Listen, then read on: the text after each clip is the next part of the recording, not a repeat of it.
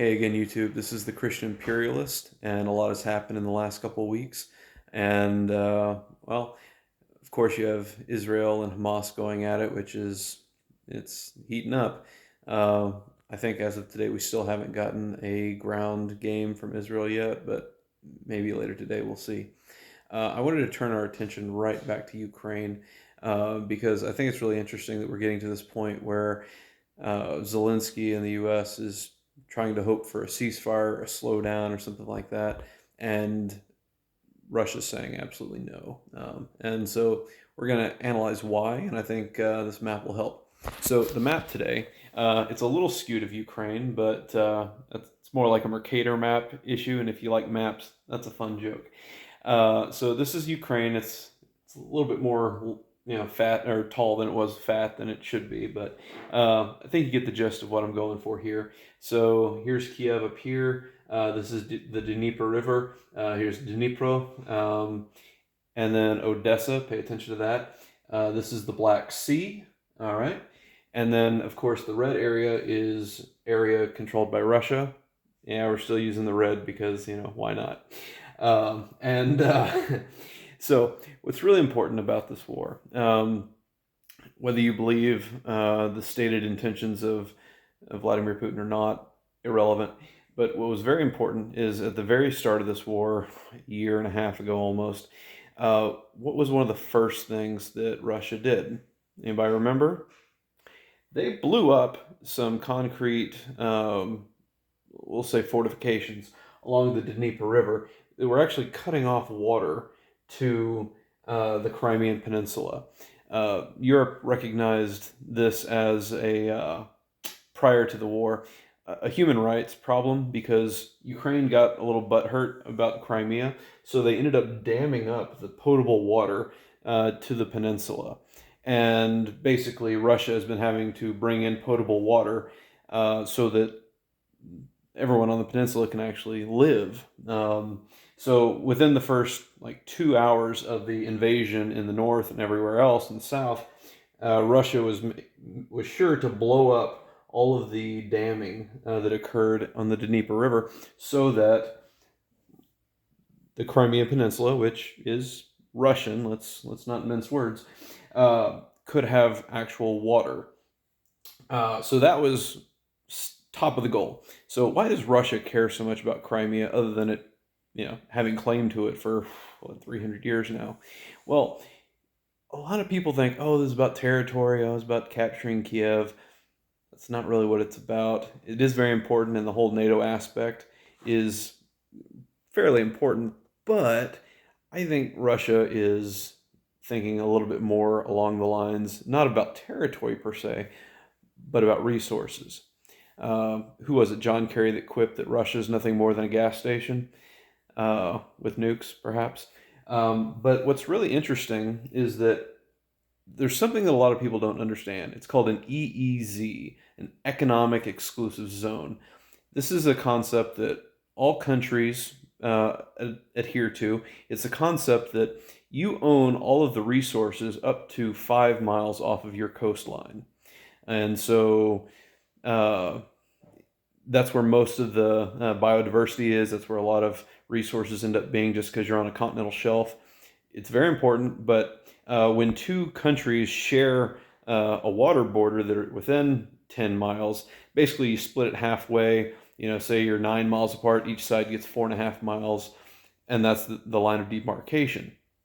What's really important is that in the last 10 years or so, the Black Sea down here, it's very important, has started showing up natural gas and pockets that really they rival many Middle Eastern countries in the amount of energy that they can produce right here in the Black Sea.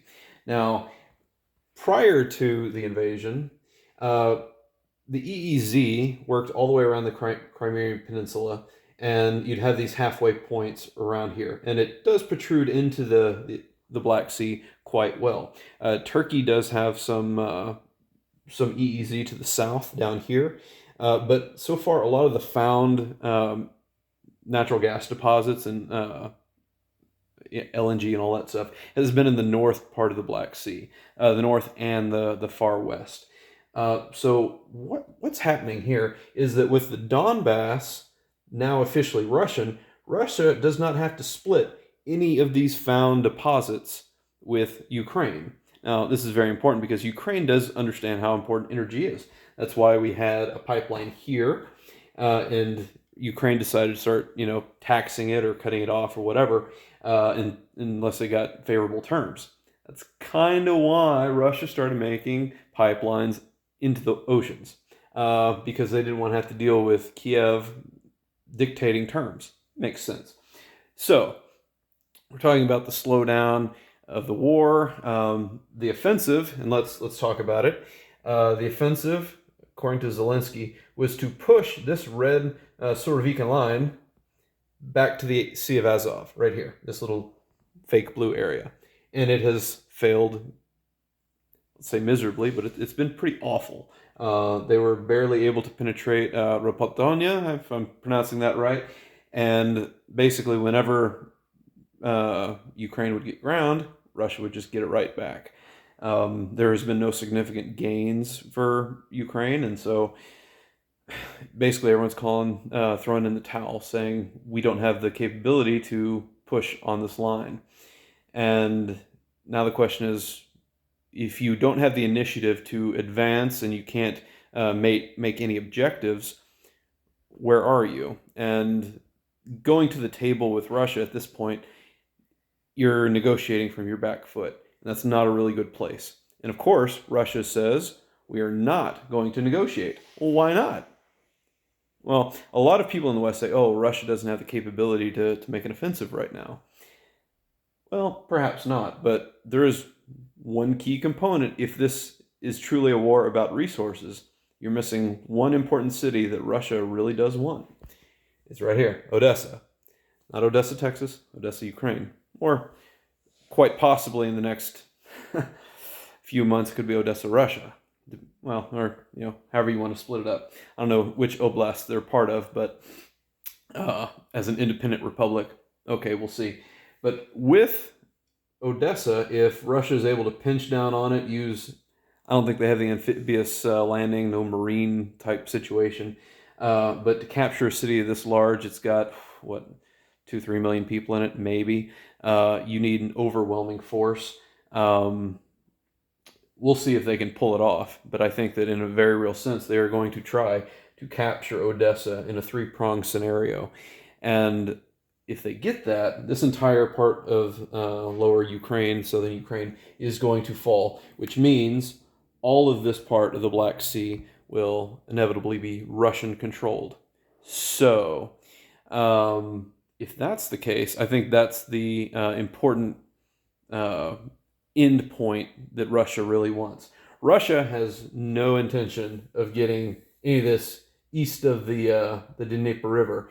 That's filled with ethnic Ukrainians, unlike this side that's filled with ethnic Russian Ukrainians.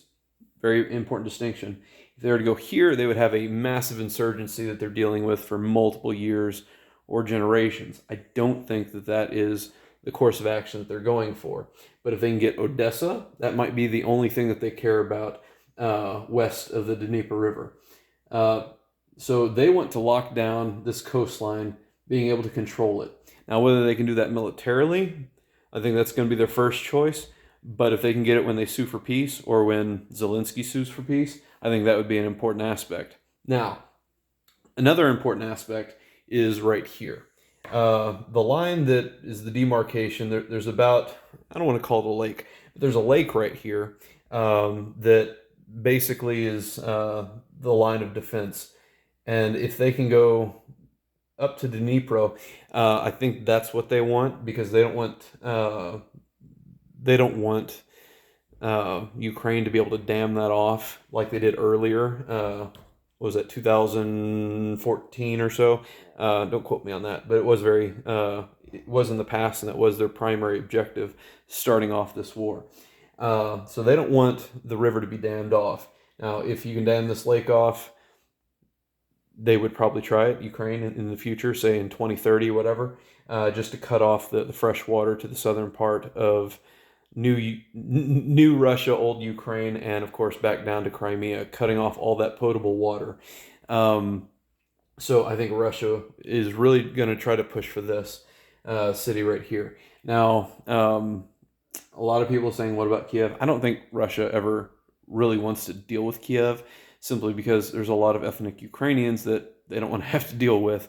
Insurgencies aren't very good for the invading force. We see that in Afghanistan, we see it in Iraq, we see it obviously in Ukraine. Israel, still to be determined how they deal with that insurgency. But basically, it can be a meat grinder.